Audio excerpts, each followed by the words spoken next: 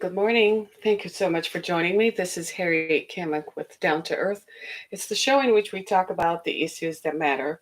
And today on our show, we're going to talk about racism in America, and we're going to talk about racism from the perspective of media and journalism. It's an area that we rarely talk about because perhaps we want to believe that racism only exists when police pull over black people, or we want to believe that it exists for some but not for all.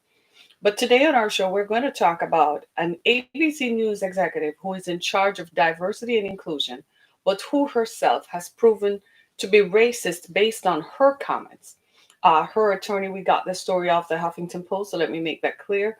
And her attorney had in fact said, well, she doesn't do that. But we know the kind of environments that we work in corporate structures in America and how those environments are often racist and how people go to great lengths to ensure that they do not disclose their backgrounds or their true intents or what they have to say. But I want to shed some light on it this morning because in the era of Black Lives Matter and in the era of racism and the stark divisions that racism has caused, I think it's time that we focus not just on racism in policing, but also racism in other areas of life. And one of them this morning is going to be ABC News. It is, in fact, quite appalling that I read the story on the Huffington Post about Barbara Fedida. She's an ABC News executive. And by the way, I can't begin to say if just think about it, if there is racism in hiring of black people and hiring of people of color, particularly black, because that's whom they seem to have a problem with, if there's racism in that, then of course, what do you expect out on the streets? Is there any wonder? Right? Just this weekend, while the rest of us were still composing ourselves, here comes Rayshard Brooks at a Wendy's in Atlanta and police firing shots at him. He's suddenly there talking all of a sudden. He got the police taser because apparently he felt, I mean, he just watched what happened to George Floyd. He was drunk. And I've seen on live PD and 48 hours and so on, where when police pull over white men who are drunk, they tend to call someone, look up who they are, and call someone to come and meet them. Why didn't they extend that to Rayshard Brooks? Why is Rayshard Brooks dead this morning? Instead of instead of being given the benefit of the doubt, instead of, even if you took him down to county, Atlanta police, even if you took him down to county, that would have been better than killing him in a Wendy's parking lot. And do you really think that this racism isn't going to go well? When you look at the exchange between he and the officer, there were so many opportunities for the officer to de-escalate and to say, okay, just sit in the car for a minute, just calm down, we'll just leave you here for a bit. Let me go find somebody who can take you away. If he were white, that's what they would have done. If he were white, they would have done that. It's crazy to me. It's just simply outrageous that you would shoot him while he's running and shoot him in his back. Why were you shooting at him if he hadn't robbed the Wendy's?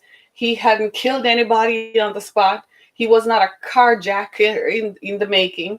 He wasn't murdering someone. He was raping someone. Why did you shoot him in a clear case where there was no violence from him? This is exactly what we're talking about. So now that the spotlight is on racism, we have to look at racism in every context and where it's taking place, and in some venues where it might be uncomfortable to talk about it, especially in America's boardrooms. Racism is something that nobody wants to talk about. People want to keep their jobs, they want to keep their lifestyles. After all, you went to school and you have all these student loans to pay off. But let us talk about racism in America's corporate bedrooms because there's racism everywhere. And what is alarming to me is that a number of these folks who are this Middle Eastern or of Middle Eastern descent, right, and who are not traditionally white, but who have absorbed the white racist intentions, are the ones who are carrying out this racist agenda. In questioning point, this woman, Barbara Fedida, right? We can't find any pictures of her, what she looks like. They've done a good job of cleaning that up. I can't find pictures of her anywhere, right? And what they have done is they placed her in charge of talent. So she's in charge of talent development. Typically, at a network, when an executive and a person is placed in charge of talent, they look for talent and develop that talent because that's good for the network, right? They develop the talent because if they become popular, it's the more ad dollars that the network makes. This woman does nothing like that. In fact, in a contract negotiations with Robin Roberts, she said Robin Roberts' contract was up for negotiation in 2018. She actually said that Robin Roberts is the ABC was not asking her to pick cotton. Why would she need more money? In another interface, in another interaction with a journalist named Candice Gibson, who is now on MSNBC, she said that the network spent more on toilet paper than it made off him. Are you listening? That is outrageous. She's apparently a problem solver for both the outgoing ABC News executive, the former one, and the current one. She's made herself invaluable. She doesn't like anybody. She refers to women as cunts. So she has a problem. The problem is everybody is saying, but why hasn't she been fired? Well, she probably has secrets for these bad boys, for the network executives. So what they do is she becomes their arm and she does what they don't want to do. So they keep her hired. So across America's corporate landscape, there are these positions called diversity and inclusion. Have you all heard of that? And they use diversity and inclusion as a panacea to cover up all their racist activities. So they say, well, if you have any problems interfacing, we have a diversity director, take your concerns to them. But what happens is when you take your concerns to the diversity and inclusions director, it never goes anywhere. In this particular story I'm telling you about, Barbara Fedida, she actually, at ABC News, they referred to the demands of Black journalists as the Black Manifesto. Let me give you some background. In 2016, the network was about to interview Barack Obama, the first Black president, right? Okay. So usually interviews with presidents is a big deal. Every journalist wants that, takes a lot of preparation and so on because it's career making. Okay. So what happened was there was not a Black journalist or a Black producer on the team to interview the president. So Black journalists and and other Black employees at ABC got together and advocated that a Black person be included on the team who will be interfacing and interviewing then President Obama. They referred to it as the Black Manifesto. So y'all know by now that I barely watch network TV. So ABC News is getting a thumbs down from me. They gotta go. They just gotta go. Do you see? Was there a gay one? I don't know. What's diversity and inclusion? That should include the LGBTQ agenda, shouldn't it? I would hope so. I don't know if that's what that means, right? So when you look at this, there's a pattern of this. Robin Roberts probably has just stayed in place because if she's not there, then there's no hope for any other Black journalists to be there. There are other situations. I'm reading a story about one of my favorite journalists. Her name is Mara Shivia Campo. I used to love watching her reporting on ABC News, but I don't see her much on it anymore. I don't know if she's still there, right? She was one of those who advocated for change, and Barbara Fedida had it in for her. Who is this woman? Why is she so powerful? Why is she still in place? Meanwhile, Black Lives Matter is raging across America. And she's still sitting in her job after referring to Robin Roberts as picking cotton and describing a black journalist as with the comparison of buying toilet paper. She's out of line. ABC, you have lost your cotton picking mind. You have lost your mind. And Black people out there, do not support ABC News' programming. Do not support ABC. If they're going to continue to not have prominent Black people as journalists, we know they're out there. If any news network is not going to support Black anchors, if they're not going to have prominent Black anchors out there, don't support them. It's time for us to conserve ourselves and pull ourselves back. Since corporate America won't engage us, and since corporate America won't listen to us and they deem us unworthy and they think we don't matter, then they don't matter to our money. They don't matter to our viewing and they don't matter to our cable subscription. Matter of fact, I'm going to call my cable provider and find a way to get rid of ABC, period. ABC and all their channels, ABC Family and all of them. Since that is the way you want to refer to black people, that black people are cotton pickers, and that you're comparing black people, black journalists, to the buying of toilet paper. I believe Miss Fadida probably lives in California. So she's probably waking up in her house in Beverly Hills this morning and have no idea of the storm that is coming her way. She needs to be escorted out of ABC and not work in media again. I read a report in which she never attends the NABJ. Do you know what that is? That is the National Association of Black Journalists. Every other network attends that and finds talent. So you're looking for a job with a network. You go there and you have your little portfolio to show what you have done whatever wherever you come from. This woman, Fadida, doesn't think it's beneath her. She doesn't attend that because she's not interested in grooming black people. She's not interested in presenting black people. So wherever she lives, whether she lives in New York, if that's where ABC News headquarters is, wherever she lives. As a matter of fact, one of her best pals is a woman who works for the Walt Disney World Company, the film part of Walt Disney World Company. That's one of her best pals. That's where she seems to enjoy her support. So you're all racist. You're all sitting there opining and you're all racist. This is exactly why when you look at the media coverage of the protests around Black Lives Matter, now you understand why it's skewered. And you've probably been saying to yourself, how come I don't see more black journalists out there? Well, this is why they're racist. And the police know that the corporate structure is white and racist. So if they don't arrest you, which they are going to do, then they know you're not going to get any help from the media either. So if they see you as the media reporting on it, they're going to lock you up because they don't have any respect. My God in heaven. And you wonder why people are protesting and marching? You wonder why these things are not coming to a head now for us to confront a racist past. If my eyes look dark, I'm not getting any sleep. Last night was too much.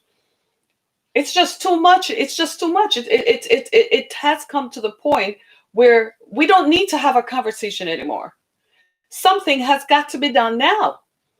I was just watching CNN and Representative James Clyburn from South Carolina, he's a Democrat and he's a black man who is a U.S. House representative. And he said, for the first time in my life, I'm afraid of the police. He said in civil rights, they were not afraid of the police. But now he says, I am afraid of the police because I'm a black man. I was never afraid of the police. I kid you not. I wasn't afraid of the police during Trayvon. I wasn't afraid of the police during Tamar Rice. I wasn't afraid of the police during Eric Garner. I didn't become afraid, not even during Sandra Bland. Sandra Bland kind of shook me up a little bit because I'm like, my daughter could have been driving through any other state while she's on her way to college. At the time, my youngest daughter was young, so I thought, that could not happen. But I'm going to be honest with you. I started becoming afraid of the police 3 years ago.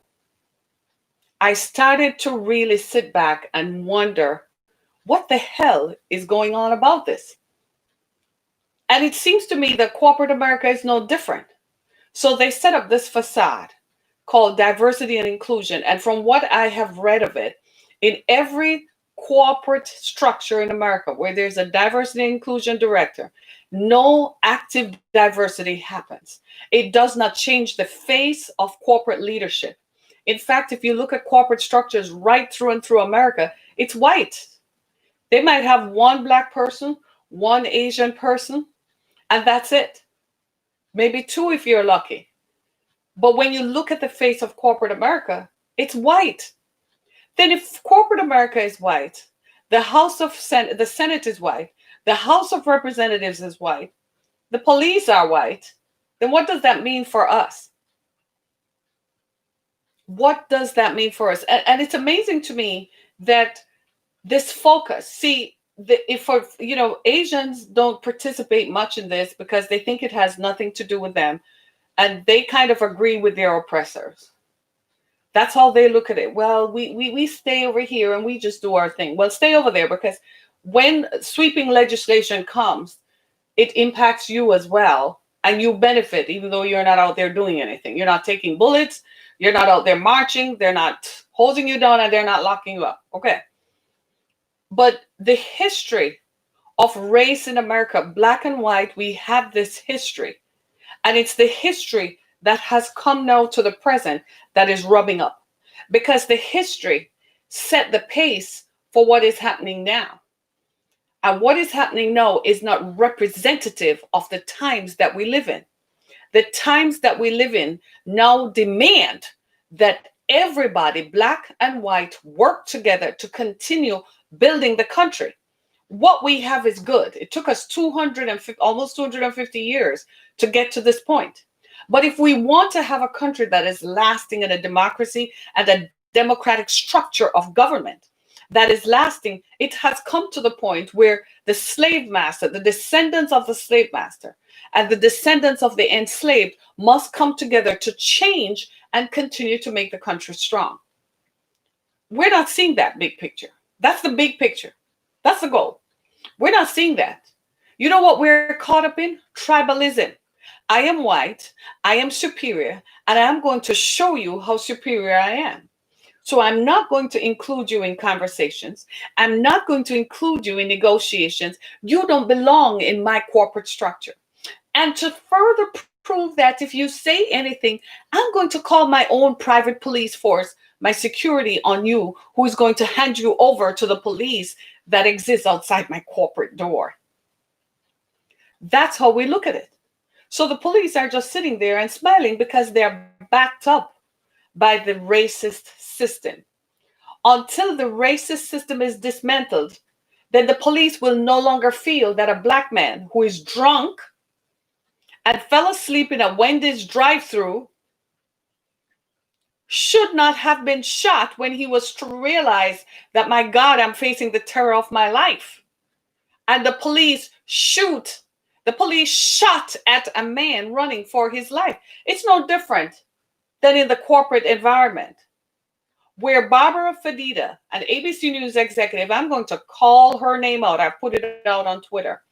I'm going to call her name out. Barbara Fedida referred to contract negotiations with my star, Robin Roberts, as picking cotton.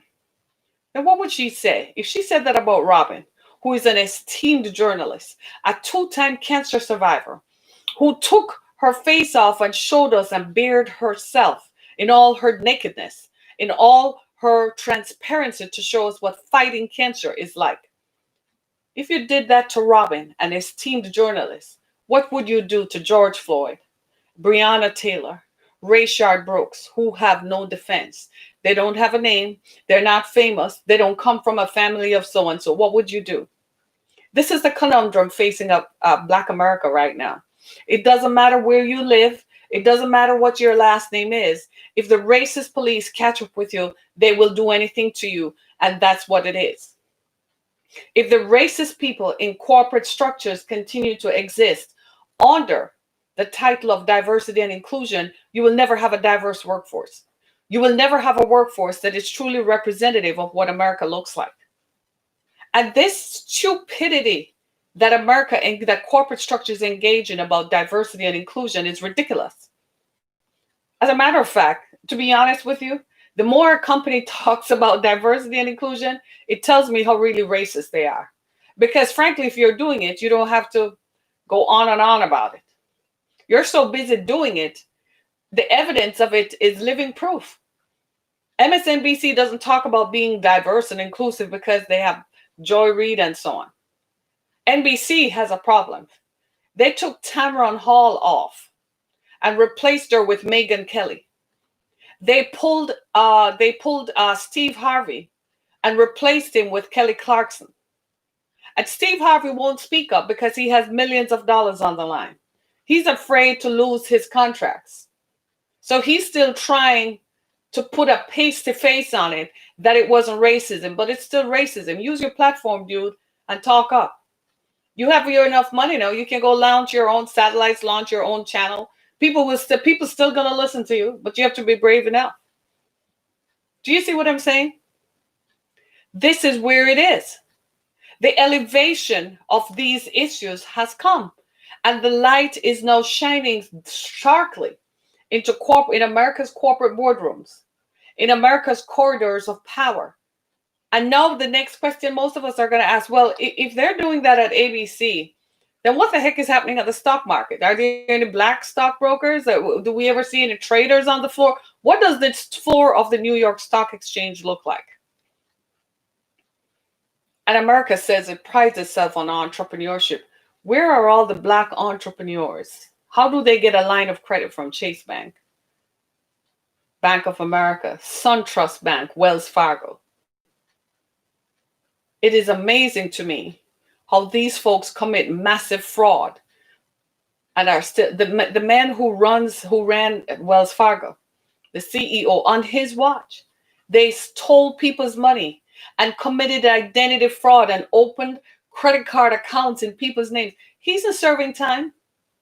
But a black man who had done that would have been locked up for corporate fraud and slapped the cuffs on him. America has a problem. It's called diversity. And I know many of you who are white, you're not going to like this because you're going to be like, you have to know this. Whether you like it or not, you may not like my voice telling you, but you're going to hear it somewhere else because the conversation is going round and round. And we can't continue. I can't sit back anymore and be silent about this because I am hurting as well. I have been racially profiled. I have had racist things happen to me. I'm not going to sit back and be shut up and act like everything is A-okay. I'm not going to do that. It's crazy. I'm not. Somebody has to be brave enough to speak up. And I'm not going to come out here and say, well, there is love. There is no love directed towards me. I have 2 daughters. I have to tell my children now that in this era of Black Lives Matter, they can't go hang out with their friends at parties. And, it's summer. Young people want to live. They want to go and hang out with their friends as they should.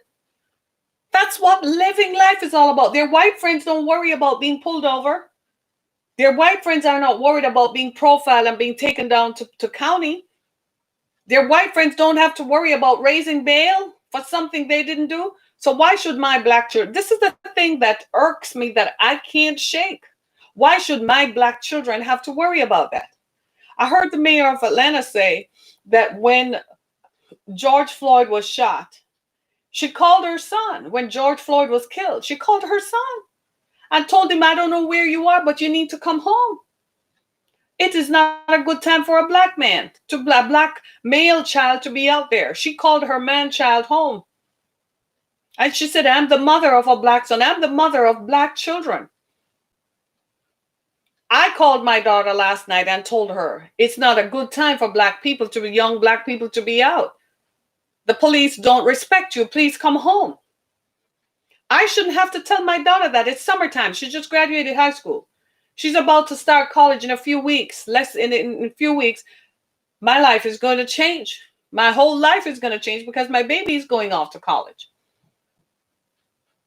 I shouldn't have to tell her any boundaries on her existence should be imposed by me, not by a racist society that she's born into, not by a racist society that she has inherited.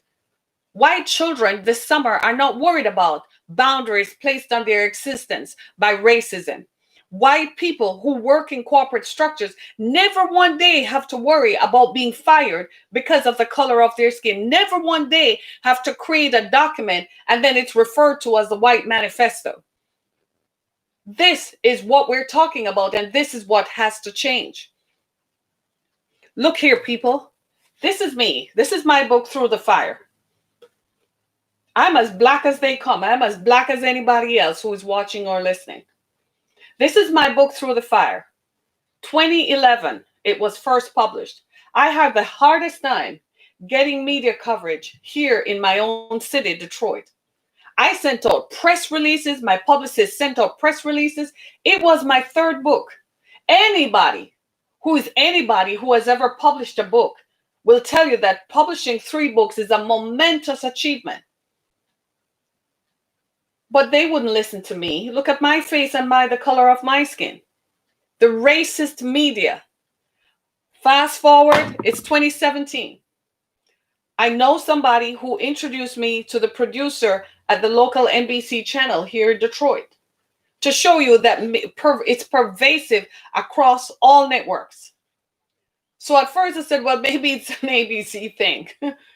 Somebody introduced me to a producer at the local NBC affiliate here in Detroit.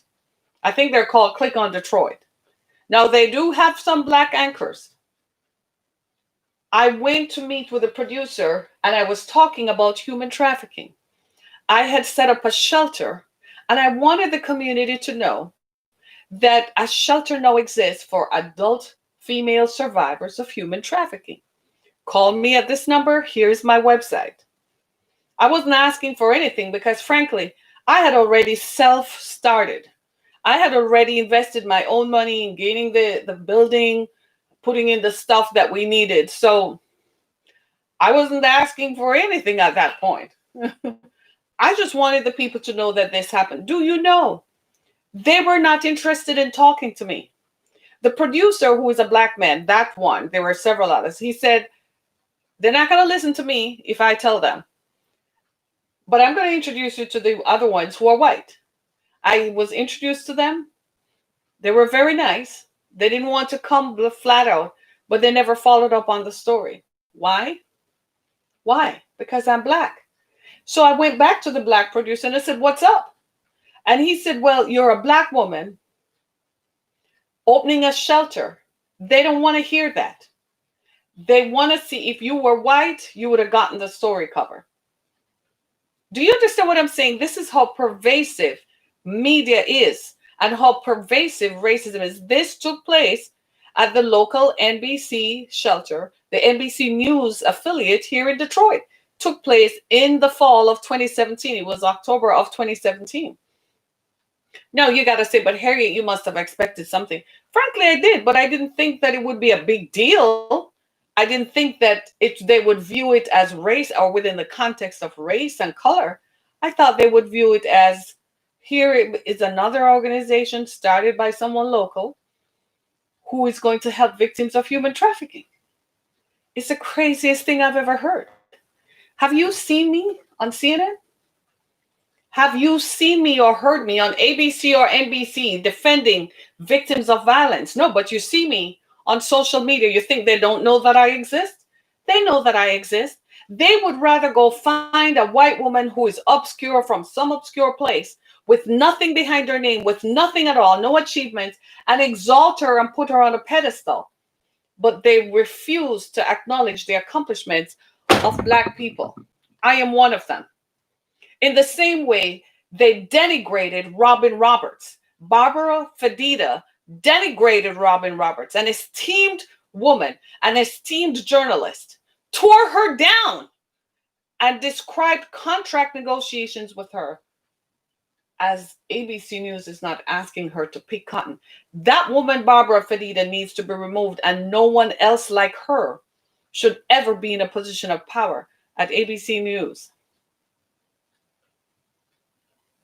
That same person, this is the racism we're talking about. Now, you're going to ask yourself, Barbara Fedida may be racist, but she represents people who are racist. See, they use her to carry out their racist agenda and use her to carry out their racist dialogue so they can show up to the cameras and they will never be coded and it will never be said that they are the ones. But you all get together.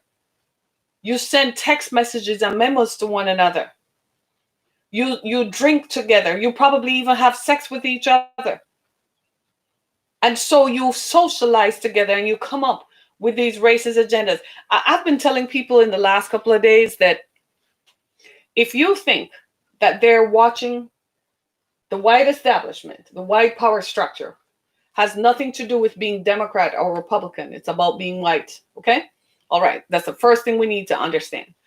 If you think that they're not watching these protests taking place across the country and how these protests have reshaped the public's perception of what marginalization looks like, of what law and order should look like, if you think they don't have plans going forward to limit how people congregate, to start changing public policy from the city, county, state, and regional levels, if you think they're not discussing that, you're sadly mistaken. People need to understand that this is not about white people ever deeming that there should be fair, equal distribution and equitable distribution of wealth. White people don't believe that. They enjoy their position at the top of the food chain and they intend to keep it that way. Policing is just one form of maintaining that power structure. They're never going to tear that down. You're not going to get them tear that down. We are going to have to find ways to tear that down and to change that.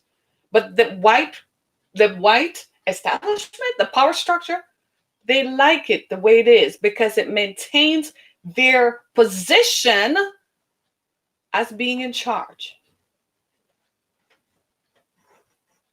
Meanwhile, you and I are still sitting here counting chickens and running around like a chicken with your head cut off. If we didn't see ourselves as having no power, Rayshard Brooks would not have been killed in a Wendy's. Rayshard Brooks was driving a car. He wasn't walking, he didn't come off the bus. George Floyd stepped out of a Mercedes-Benz SUV. He was behind the wheel. You really thought he was concerned about a $20 bill? Seriously? You see what I mean? White people have been socialized to think that nothing good comes out of black people. When you see a black person, you're to arrest them, beat them up, lock them up, and kill them. It's kind of like eliminating the black race in its entirety so that they can maintain their power. And they have aiders and abettors like people who are diversity and inclusion directors. When you can get people in positions of power to be racist, you have to look at this, that we have to fight it a different way. And so for years, we've said, well, we need to have a seat at the table too. So you go to city council meetings, you run for city council, and you find that you're a minority. And if you stand up for the rights of other minorities, they find ways to get you out. There's a guy over here in Detroit who was a circuit judge on it was a circuit court on the circuit court system here in Wayne County, Michigan. He was having sex with one of the complainants or litigants who come into the courtroom. He wasn't the only judge who was doing it. You really think he did it because he was just having a good time? No. He knows that the others do it. So he didn't see anything wrong with him doing it. But he found out that one of the other judge, his wife had a bail bonds business. And that bail bonds business was fueling her husband's courtroom. He complained about it. Next thing you know, he's out of being a judge, ostracized, stripped of his bar license, of his ability to practice law. That's how the racist system works. Meanwhile, the judge, whose wife owns a bail bonds business that is funneling black people into the courthouse, is still continued to operate. Nobody sees anything with it because the rest of them are all white. If this is happening here, imagine what it's like in Louisiana, Mississippi, Alabama. Can you imagine in other parts of the country what it is like? Can you imagine what Native peoples in Alaska go through? Can you imagine Native peoples on reservations in Arizona? Do they even come off the reservation? Where disease is rampant and healthcare, the average lifespan of a person living on a reservation is 40 years. Meanwhile, you and I are clocking out at 80. The average lifespan. Can you believe it? You think racism is just one problem? You think racism is it's not going to disappear until we're all brown. And then we're going to have to work through changing our entrenched colorisms. But at least we'll get a head start when we're all brown. We can't continue to have what the ideology that permeates our politics and permeates our society, that the ideology that one race is superior and another is inferior, and that ideology is not responsible for the social issues and the social crimes that are taking place against Black people right now. I'm not saying people of color or communities of color anymore. No way. I am saying Black people because it's specific. I haven't seen on the news or seen video of a Hispanic man running away from police and being shot in his back. Show me the money. Show me where it is happening. I've seen Black men. I haven't heard of the police going into a Hispanic community and shooting up a residence. I've heard of ICE going in and sweeping people, but I haven't heard of gunshots being fired into the apartment of a young Black woman who was asleep and shot her 7 times in her sleep. So again, show me the evidence. The evidence that I am seeing suggests that racism is Black and white, and that white people continue to feel that they're superior to Black people, and therefore they are mindful and they are right in enforcing their racist agenda on Black people. I have been on the receiving end of it. Most of us have experienced racism in one form or another. Some of us just refuse, don't talk about it because it's hurtful. Some of us go along to get along. Meanwhile, some of us get killed in the street. And then we have these conversations with our children that we send them to college, that they should get more education. The average Black person has 2 degrees, sometimes 3. It's amazing. I have one friend with 2 master's degrees. She still just ended up being a social worker. She has 2 master's degrees. So she has 1 bachelor's in criminal justice and 2 master's degrees. And I'm like, seriously? And still retired from the state as a social worker. It's not that she didn't have upward mobility. She was intimidated by a racist system. The people who supervised her didn't even have an associate's degree, but they were white. We've got to change that and dismantle that ideology. Look, white America, we need to come to some terms with this. And we need to just accept that maybe white supremacy worked for a period of time. You can even justify it by saying maybe it was necessary. I'll give you that it worked for a period of time. You got to accept it's not working now. The times have changed. If Representative Clyburn could say during civil rights he was not afraid of the police, but finds himself in his 60s today, he's a man in his 60s today, afraid of the police, something has gone very wrong. Something has gone wrong when Black children can graduate from college with requisite degrees and still can't matriculate through the corridors of power in corporate structures. Something has gone wrong when journalists at ABC News have to write a letter to the president of ABC News that a Black producer and a Black journalist should be on the team who interviews a Black president. And then the executives at ABC News describe it as the Black Manifesto. How dare you? Who are you people? Where do you come from? What crevices did you crawl out of? Who are you? Where do you get this idea that the color of your skin means you're superior? Where on God's green earth? Do you get up in the mornings and pee? Do you have to put your pants on one leg at a time? When you get up in the mornings, does your breath not smell? Do you not have to go to the bathroom and sit on a toilet? So what makes you think that the color of your skin is superior? We're all human beings. We all have to brush our teeth and wash our bodies so we don't smell and become offensive to others around us. We all require that we live in a house, and we need transportation. The mode of transportation today is automated. It's not horse-drawn buggies. We all need health care to take care of our bodies.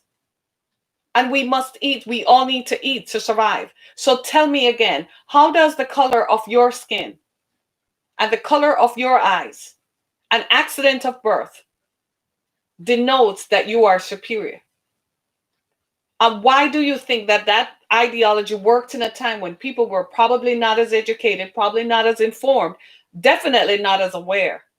Because if they really were, white people who went to Africa would have told you that African societies were more advanced than the European societies from which they came. And if you knew your history, you would recognize that different people in different regions of the earth live according to the regions and adapt their modes of dress, their patterns of speech according to the region where they come from, much like here in America. People in the American South sound different than people in the American North or people in the Midwest. Again, the question is, to every person out there, what makes you think that the color of your skin is what denotes your superiority to me? You've got to be kidding me. This is why this has never worked. That's why that ideology never even fit the times in which it was created. It definitely is not fitting the times now. This continued mental enslavement enforced by a police state and militaristic policing ideology has to be reimagined. We have to reimage ourselves and rethink this. We can't continue to let the police feel that he's God Almighty, that he thinks he can pull his gun out and shoot at an unarmed black man running for his life when he realizes the police are going to arrest him for something, than sleeping in a drive-through because he was drunk. How many times you pull over Pookie and Shay Nene and you let them go? Don't you pull over Bob and Bubba? Do you arrest them and shoot at them while they're running? First of all, Bob and Bubba don't see any reason to, because they don't feel afraid of the police. They think they're brothers. So why is it that we need to make this normal? We will never normalize this because it is dysfunctional. It will never be normal. And we can't continue. We can't continue to exist under this racist agenda. ABC News needs to get it together. All the news channels need to change right now. The people marching in the streets, some of them work for you all. It's only a matter of time before your own employees put their pens and paper down and stand outside your door and turn the cameras on that I, John Brown, have been racist against by Tom Brown, who is the head of diversity and inclusion. It's only a matter of time. The whole system needs to be dismantled. This has to be reimagined. We have to reimage this. We thought it was going to change when you elected a black president. And then you found out that you still have these endemic ideas that are deeply entrenched in your psyche, that white people ought to be superior. We have a president now who says, when he looks at the racial inequities across the country, he says that those protesters are not his voters. That's the man whom you elected as president of the country. Seriously. I've never heard any American president say that in all my lifetime.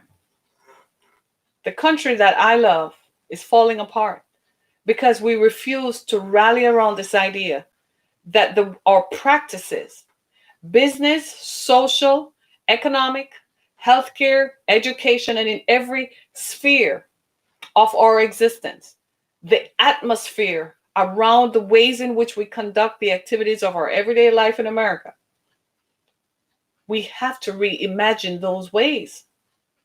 We have to reimagine. It's not just, I know corporate America likes to talk about the messaging. The messaging is important and the optics are important. You spend a lot of time just patty caking and polishing an image. That's not working anymore. It needs to be dug up and changed from the ground up so that we don't continue to live like this. I hope that this has shed some light on diversity and inclusion. Many corporations use it as a facade, but they really, and the person who is usually in these positions doesn't really carry it out. They're sometimes a person of color, but they're not there to impose any change or to listen to the people. They're there as a figurehead so the company can look like they're compliant with federal law, and so that public relations wise it looks good and sounds good.